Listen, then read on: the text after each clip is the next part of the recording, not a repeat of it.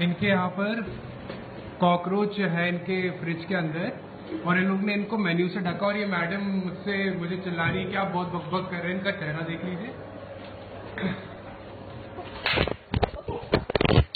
आप क्यों मेरे फोटो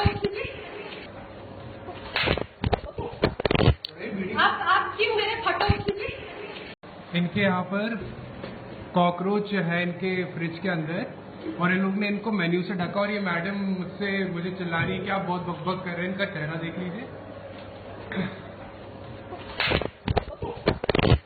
आप क्यों मेरे फोटो